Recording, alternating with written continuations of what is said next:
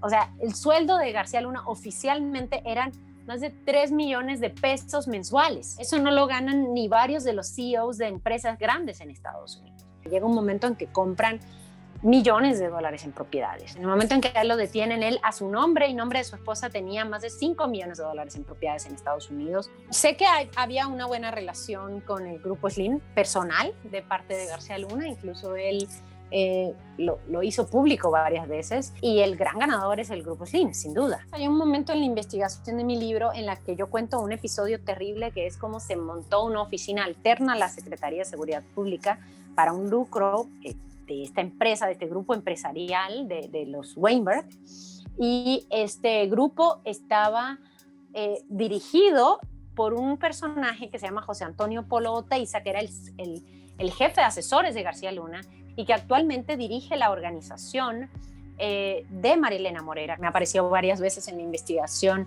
el exsecretario de Seguridad Pública Federal, Alfonso Durazo.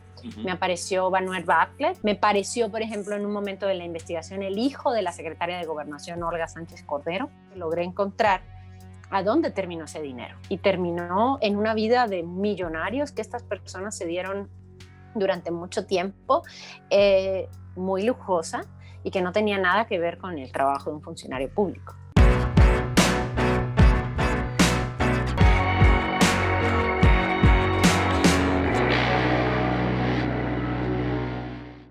Hoy se encuentra con nosotros y le agradezco de verdad muchísimo a la periodista de investigación Penilei Ramírez que nos acompañe. Penilei, muy buenas tardes, buenas noches, gracias por estar con nosotros. Muchas gracias para ti, saludos para toda la audiencia. Oye, platicar de este excelente libro, si me lo permite, Los Millonarios de la Guerra, que me parece queda ya como un documento, sin duda alguna, para estar sumergidos, para estar metidos de consulta, un antes y un después de este tema de la guerra del narcotráfico. Y ya vamos, Penilei, y comenzaría por ahí, ya vamos para 15 años de que empezó la conocida guerra contra las drogas, la que aún hoy tiene consecuencias lamentables, muy lamentables para los mexicanos. Pero después de leer tu libro con muchísima atención, no deja de rondarme una pregunta por la cabeza. ¿La guerra contra el narco es una mentira? ¿Es un negocio? ¿Dónde lo ubicamos, Penilei? Bueno, a mí me parece que es importante que los periodistas nos desapeguemos un poco del uso del término para empezar, ¿no? Guerra contra las drogas. Algo que yo hago en el libro es revisar de dónde viene este nombre, ¿no? La utilización de este nombre, cuáles son los trabajos académicos que hay, y lo que encuentro es que este nombre de una guerra contra el narco, lo que en inglés le llaman the war on drugs, la guerra contra las drogas, es una estrategia que comenzó en Estados Unidos después de la guerra, después de que terminara, digamos, el periodo de la Guerra Fría, que Estados Unidos ya no tenía en el gobierno esta estrategia anticomunista de una manera tan reiterada, porque ya estaba cayendo el campo socialista soviético. Y lo que entonces viene a sustituir ese enemigo, digamos, público que había sido el comunismo, empieza a ser las drogas, ¿no? Como un enemigo mítico, intocable, invencible.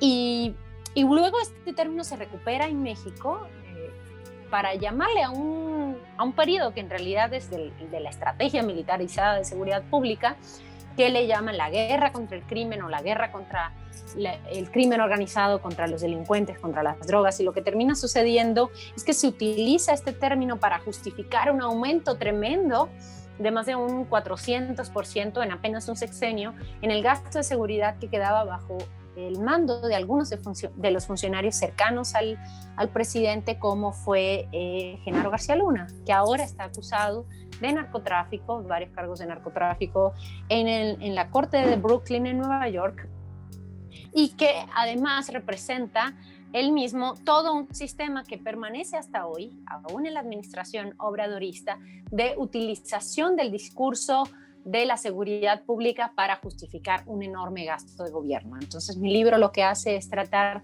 de primero analizar cómo en la prensa hemos utilizado de manera acrítica en muchos casos este término de la guerra, y cómo esta utilización de este discurso político ha servido para que algunos políticos, funcionarios, empresarios y personas que están como alrededor del poder público se beneficien, lucren y se hagan millonarios. Y lo que hace el libro es seguir la ruta de este dinero.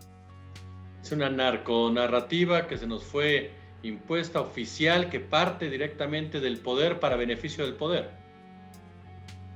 Sí, o sea, lo que digo en el libro es, o sea, digamos, el camino de investigación que sigue el libro está este discurso patriótico, político, de salvar los valientes mexicanos políticos que van a salvar al país de esta criminalización, mucho acento en esta narcolenguaje que llegó a la prensa, hay que admitirlo. Seguimos utilizando estos términos de sicarios, ejecutados, cárteles, todos los días en la prensa, seguimos viéndolo todos los días en la prensa, ¿no?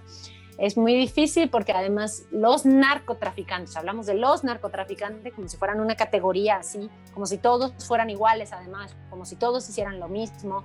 Y lo que hace el libro es tratar de, incluso dedico todo un capítulo a eso que se llama justamente Los traficantes, el capítulo, a buscar quiénes son dentro de la estructura de quienes cometen ilícitos relacionados con el trasiego de drogas, qué hace cada quien, cuáles son los eslabones en la cadena, cómo son las relaciones políticas que ellos tienen y cómo no son todos parte de un ente indivisible igual, ¿no? Esto más de serie de televisión que estamos más acostumbrados a repetir en la prensa, de utilizar el narcolenguaje, que al final es una construcción política, como parte de la descripción de la realidad. Lo que plantea mi libro, o sea, no es la descripción de la realidad, es una descripción que hemos asumido desde la prensa y que repetimos, pero proviene de un discurso público que al final es un discurso que busca, por supuesto, en primer plazo, una legitimación política y, en segundo lugar, un gran lucro comercial, que es en lo que se enfoca la mayor parte de mi investigación.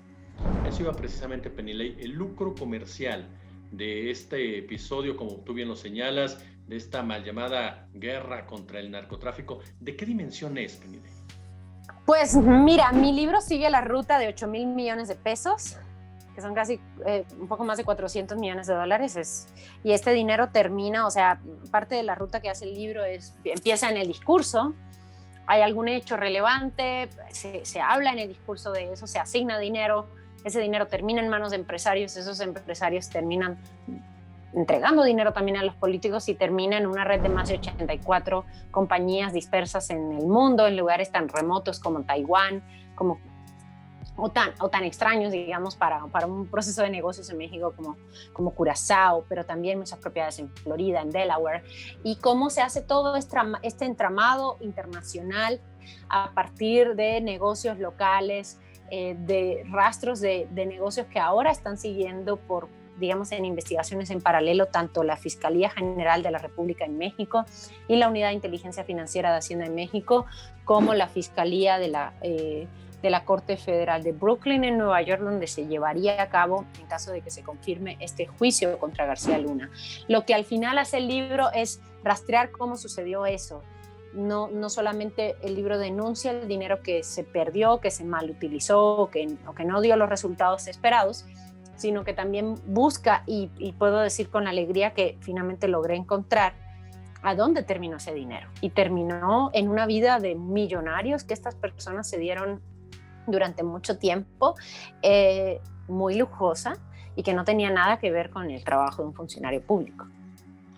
Centras mucho el tema, por supuesto, y coincido contigo, de Genaro García Luna. ¿Quiénes más están alrededor, antes de entrarle con este personaje tan oscuro? ¿Quiénes más están alrededor de Genaro García Luna, Penilei? ¿Quiénes más ganaron con este negocio de la guerra del narcotráfico? ¿Qué empresarios, qué políticos, qué áreas? Pues mira, lo que yo planteo en el libro es que al existir un discurso bélico o pseudobélico, de acuerdo a como le llaman los académicos que han trabajado este tema, eso genera que hay toda una industria alrededor, pseudobélica también. Quiero poner un ejemplo para la audiencia. Esto a veces nos parece como grandes negocios, pero pueden ser cosas con las que vemos todos los días. Por ejemplo, en el momento en que uno paga por poner rejas a tu casa, ¿no? Enrejar tu casa, o poner un circuito de televisión para tu negocio, o contratar un guardia de seguridad para una tienda, si tienes una tienda, o contratar una empresa de seguridad privada para tus bienes. Todo eso es parte de este sistema de la pseudoguerra en la cual nosotros estamos teniendo como ciudadanos que invertir nuestro propio dinero en algo que se supone que debería darnos el Estado.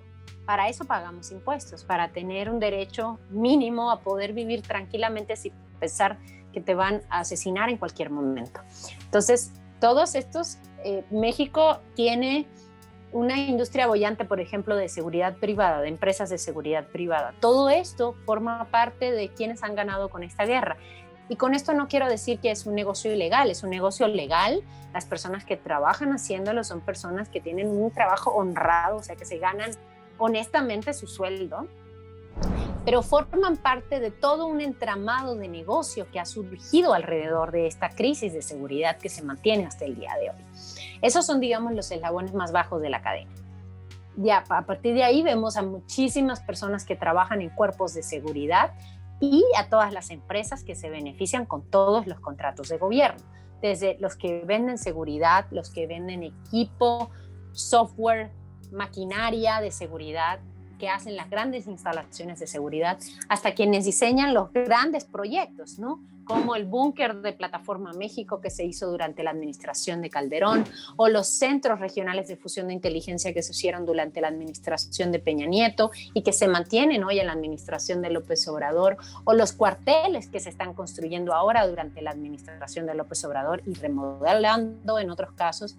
Al final es todo un entramado de seguridad que termina por alimentar una gran industria. Y eso llega incluso fuera de México. Parte de lo que hace mi libro es una investigación regional que muestra cómo estas redes de gobierno y negocios también llegan a Colombia, también llegan a Panamá, también llegan a Estados Unidos y a Israel. Y cuento cuáles son esos grandes corporativos de esos países que han encontrado en México y en la región un terreno fértil para poder hacer negocios relacionados con el discurso de la pacificación. Hablamos de que hay que tener paz, y al tener paz, esa paz hay que pagarla, hay que pagar por ella. Y se paga en equipo, se paga en servicios, se paga en vigilancia, se paga en software de seguridad. Lo que termina sucediendo es que se crea una relación, ahí sí creo que una relación corrupta, entre quienes ofrecen los servicios y quienes están dispuestos a pagar por ellos desde el Estado. Y cuando me refiero a corrupta, no quiero decir que necesariamente en todos los casos hay un soborno, sino que es una relación como un círculo vicioso en el que siempre se necesita más. Las empresas tienen un gran mercado y los funcionarios todos quieren tener los mejores juguetes. Entonces tienes a los gobiernos de los estados comprando, a los gobiernos federales comprando, a un gobierno comprando a un competidor o a otro. Y al final, lo que hace mi libro es tomar un caso tipo, lo que en periodismo le llamamos un caso tipo, es decir, un caso que ejemplifica todo este sistema, porque es un caso en el que yo pude rastrear toda esta cadena desde el principio hasta el final, que es el caso del exsecretario de Seguridad Pública, Genaro García Luna. Penilei, Genaro García Luna, a lo mejor puedo sonar un poco exagerado, pero desde tu investigación, tu conocimiento ya como periodista, con lo que indagaste, ¿es el funcionario más corrupto de los últimos sexenios en México? No lo sé, esa competencia está dura. Esa competencia está difícil. No me atrevería a decir si puedo saber quiénes son los finalistas. A ver, lo que puedo decir sobre él es que es un funcionario que, por lo que yo pude rastrear, tenía una fortuna patrimonial que no veo de qué manera pudo haberla obtenida con su sueldo de funcionarios. Él viene, en el libro yo busco cuál es su origen. Él es hijo de un señor que tenía una vida muy modesta, que tenía un camión de mudanzas, que vivió en un barrio modesto de la Ciudad de México. Su esposa también provenía de un barrio modesto en la Ciudad de México. Ellos se casaron y compraron un departamento también muy sencillo, muy pequeño, en el sur de la ciudad. Y de ese primer momento, ellos se casan en 1995, ella también era agente del CISEN, tienen a su primer hijo y empiezan a comprar, pues, primero su primer departamento, luego un terrenito, y van más o menos como van los asalariados, ¿no? Como vamos todos, ¿no? Compras tu casa, la vas pagando, a lo mejor puedes comprarte un terreno o algún local, digamos, hasta ahí todo normal. Pero después de eso empieza a haber un salto cuantitativo y cualitativo en el tipo de propiedades que tienen y en la cantidad de propiedades que tienen, hasta que llega un momento en que compran millones de dólares en propiedades, ¿no? Pero millones de dólares en propiedades. En el momento en que él lo detienen, él a su nombre y nombre de su esposa tenía más de 5 millones de dólares en propiedades en Estados Unidos, más millones de dólares en propiedades en México. Y supuestamente la esposa era ama de casa. Y ninguno de los dos provenía de familia rica. Ellos montaron un par de cafeterías y decían, o sea, la cafetería, no sé cuánto facturaba la cafetería, pero nada más en impuestos hubo un año que tenía que pagar 4 millones de pesos en impuestos.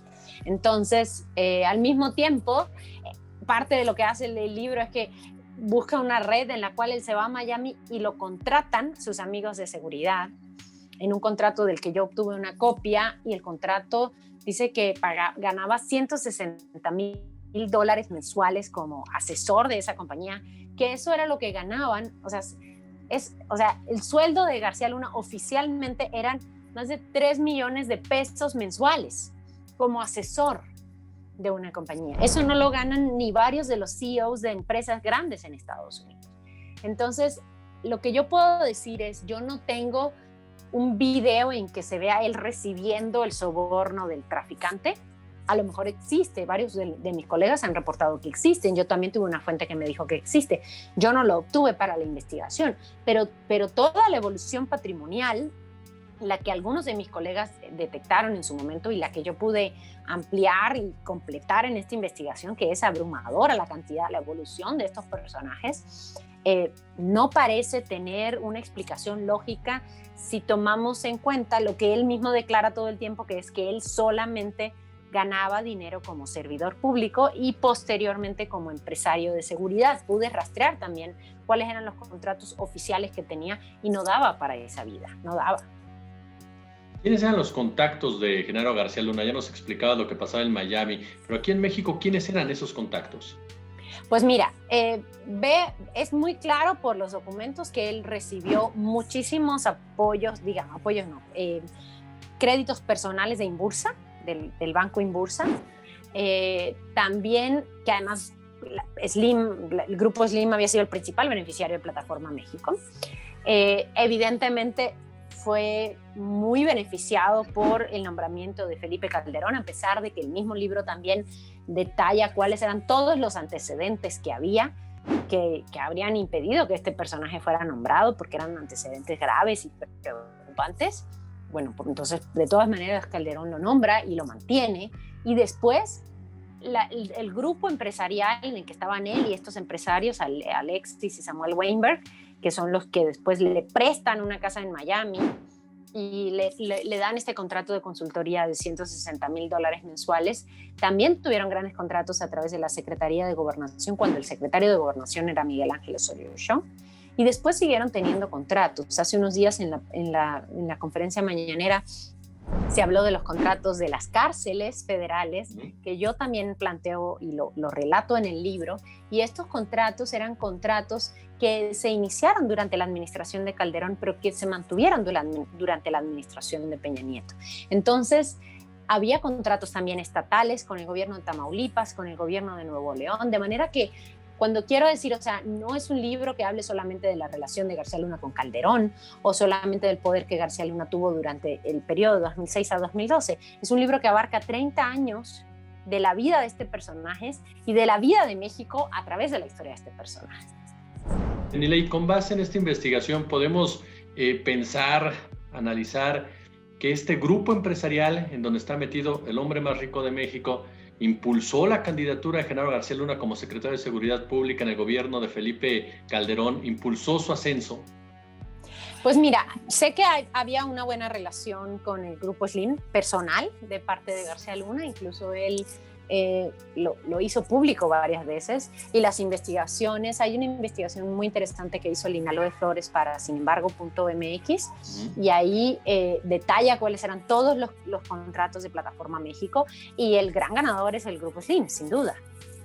Porque de repente parecía en el sexenio de Calderón, no sé si coincidas conmigo, que los grandes empresarios, incluso organizaciones civiles encabezadas por empresarios, por élite económica, apapachaban muchísimo a Genaro García Luna. El caso de Elena Morera, el caso también, por supuesto, de Wallace, en fin.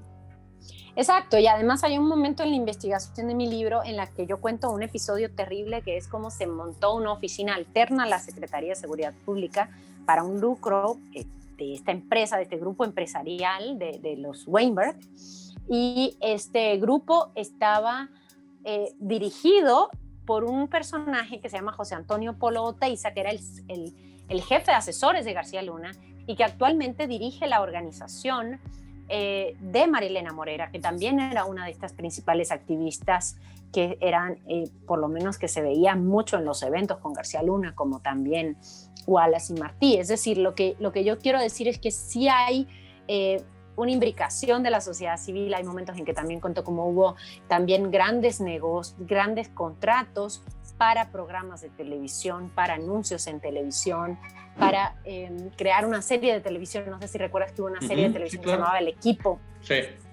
Entonces todo esto mezclado malísima, por cierto.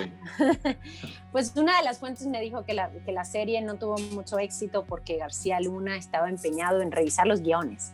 Era una suerte una parte en el libro en que hago como una suerte de perfil del personaje, las obsesiones que él tenía, y su figura como James Bond era parte de estas obsesiones que él tenía. Entonces, claro, o sea, uno puede tener las obsesiones que quiera. Lo que yo digo es que lo que me parece relevante periodísticamente es que tú hagas eso con dinero público, ¿no? Claro. Que tú pongas el servicio público al que tú supuestamente estás prestando al servicio, valga la redundancia, de tus propios intereses personales, ya sea económicos o tus obsesiones de infancia.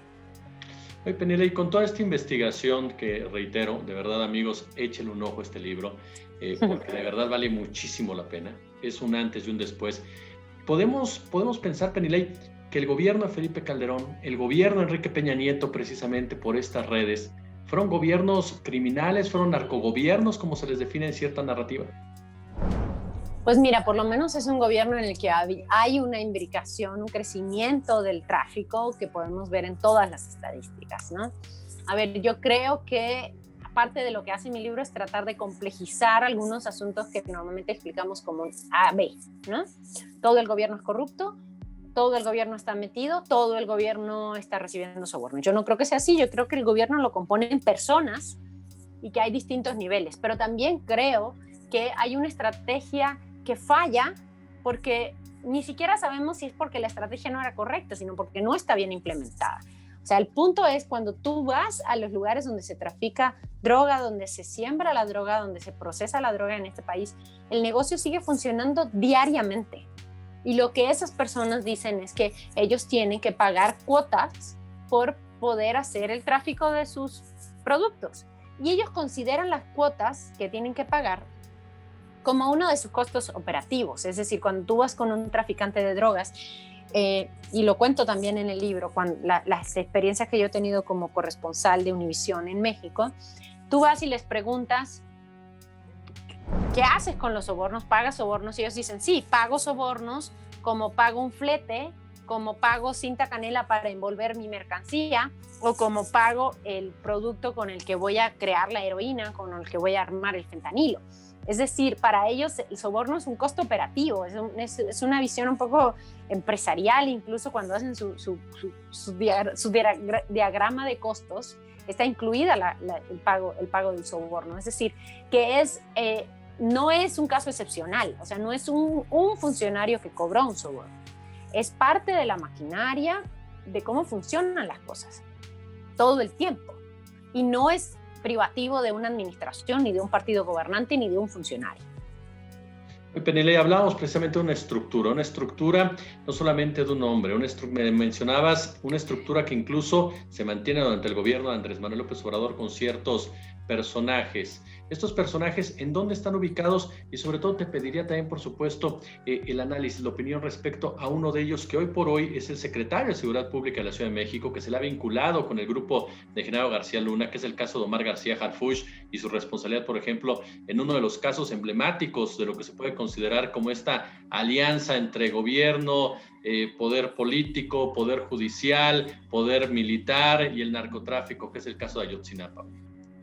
Pues mira, yo vi lo que publicó Reforma involucrando directamente a García Harfuch y he estado pendiente de otras investigaciones que se han publicado recientemente que hablan de involucramiento de García Harfuch con el cobro de sobornos. En la red que yo investigué para el libro no me apareció García Harfuch por ninguna parte. Sí otros funcionarios de los que menciono en el libro, y menciono dónde están. Por ejemplo, me apareció varias veces en mi investigación el exsecretario de Seguridad Pública Federal, Alfonso Durazo. Me apareció Manuel Bartlett, el director actualmente de la Comisión Federal de Electricidad, a través de su pareja. Me pareció, por ejemplo, en un momento de la investigación, el hijo de la secretaria de Gobernación, Olga Sánchez Cordero. Y Omar García Harfuch, yo no estoy diciendo que recibió o que no recibió, respeto las investigaciones que hagan mis colegas. Lo que digo es que a mí no me apareció, por lo menos en la red que yo investigué. Pero lo que quiero decir con esto es, de lo que se acusa a García Harfuch en este testimonio que publica ahora Reforma, de este testigo protegido Juan, es haber recibido sobornos de traficantes de drogas en Guerrero. Eso es diferente a los que pueden estar entregando sobornos por traficar drogas desde Tamaulipas o desde Sinaloa. Y ni siquiera entre ellos puede ser que estén comunicándose, porque cada uno de estos grupos mafiosos lo que quiere es lograr que su droga llegue al consumidor final. Y para eso hacen lo que sea necesario hacer, todos los pasos que ellos tengan que hacer, desde conseguir el producto, procesarlo, empacarlo, enviarlo y asegurarse de que cruce a la frontera y llegue a su destino.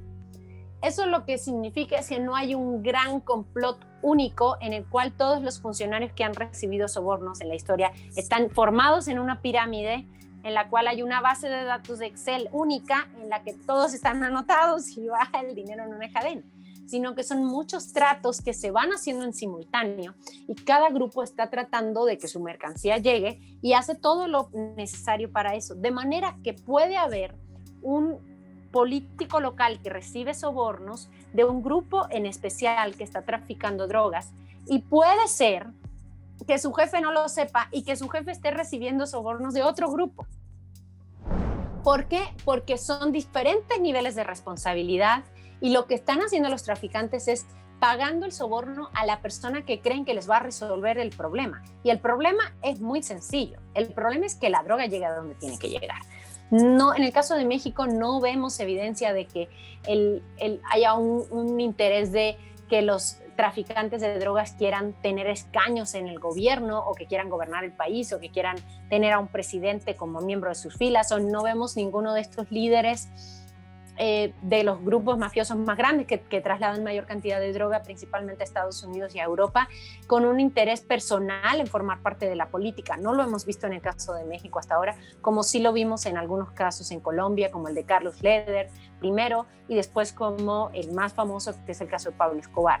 No tenemos un caso así en México de alguien que evidentemente tenga un interés tan visible de pertenecer a la política formalmente. Lo que vemos son muchos acuerdos que suceden en simultáneo, pero que tienen como objetivo principal información y vía libre para la droga. Penilei Ramírez, una excelente, ¿verdad? Excelente periodista, mejor persona. Los Millonarios de la Guerra, de verdad, échele un ojo, vaya, cómprelo, porque vale muchísimo la pena este libro, que es un documento en toda la extensión de la palabra. Penilei, te agradezco muchísimo estos minutos para la Octava Digital. Muchísimas gracias para ti, saludos para toda la audiencia y ojalá que si lo leen y tienen comentarios me los hagan llegar. Yo estoy muy pendiente y me ha gustado muchísimo recibir los comentarios y las impresiones de los lectores sobre el libro. Penilei, fuerte abrazo y muchas gracias y nuestra admiración total, oye. Gracias.